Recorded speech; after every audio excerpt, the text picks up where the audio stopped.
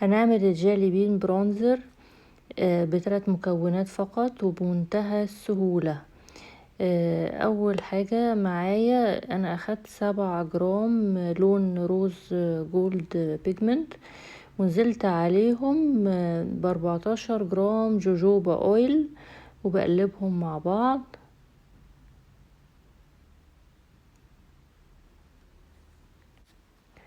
انا بحاول اوصل لنفس المنتج اللي انا بستعمله بتاع فارسيلي.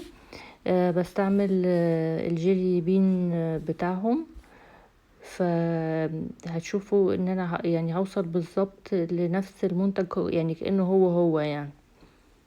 بعد ما هخلص تقليب انا معايا هنا جل الصبار 50 جرام.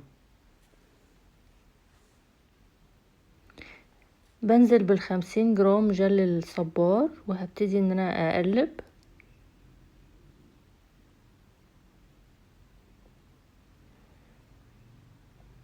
هو ده بالظبط التكتشر اللي انا محتاجاه.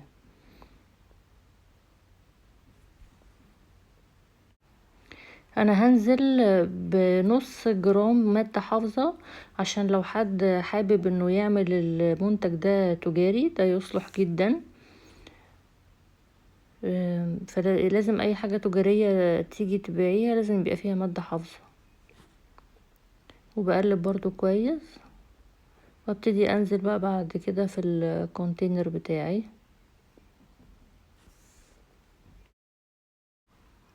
هو بالظبط، يعني ما يفرقش اي حاجة خالص عن المنتج الاصلي. يعني هو اتعمل اكيد اتعمل بنفس الطريقة دي.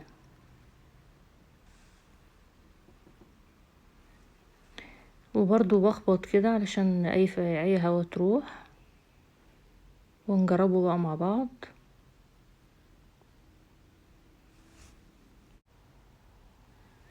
ملمسه حلو جدا وفرده سهل قوي وبينشف، مش مزيت عشان الاوليفيرا جل. تحفة الحقيقة، يعني منتج رائع لو حد عايز يعمله تجاري.